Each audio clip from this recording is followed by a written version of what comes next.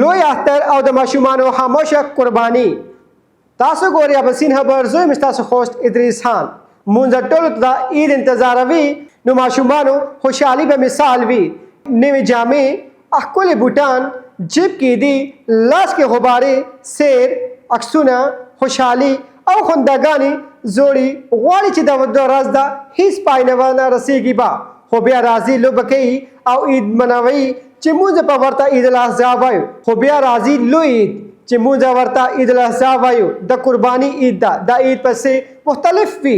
کله چې د قرباني جانور کور ته راشي کې هغه بکره وي، دنبه وي یا بیل وي، ماشومان په لیدو سره خوشحاله نسموي.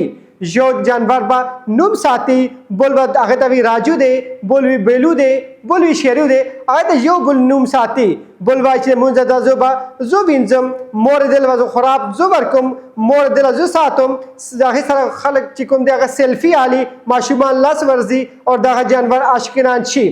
هغه خپل ملګري پوهېږي، ځینې چې خپل ورور پوهېږي او زړونه دعا کوي. آباده قرباني مو کوئ او راشي ورځ عید پر ورځ، اختر پر ورځ کله چې هغه حلالوي به قرباني چې کوي خلک، بیا هغې نه پاسه زمونځ بیا ماشومان چې کوم دی هغې پاسه خفه شي. خو بیا راځي د عید پر ورځ په هغه جانور الله په لاره کې قربان شي، ماشومان غلی شي. هغه ماشومان چې کوم دی وړي کې اختر کې خوشحاله وو، نن په یو کونه کې چې چپ چاپ ناست وي، سترګو نه اوبو، خولې کې سوالونه، ابا دا به بیرته راشي مورې دا جانور مونږه قربان نه کوو، بیا مونږه ګناه ملاویږي، مونږ به ورسره مینه کړې وو، الله ولې اخیستی دی. داسې سوالونه یوازې ماشومان نه دي کوي، بلکې مونږ نه ټول د سوچ د راکوي. ځکه چې قرباني یوازې جانور خلالونه نه دی، قرباني زړونه، احساسونه، امنیتي او قرباني ده.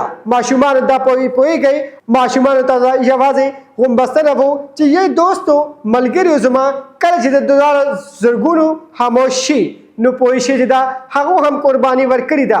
دا الله لپاره د خپلې معصومې مینې ته ترتلي دي. د دې دواړې نه لومړی عبادت وي چې او شاید نه ټوله د رسنیتي عبادت نو د ډک دي. د عید ماشومان غلی وي چې خپله ورزدل غواړي، نو یې راتلي چې بلکې غیر کې پې واخلي، په مینه وایي کله چې زویه ده داسې الله پاره ده زړه قرباني ورکوي او الله تعالی ماشومان قرباني تر ټولو مخکې قبولوي.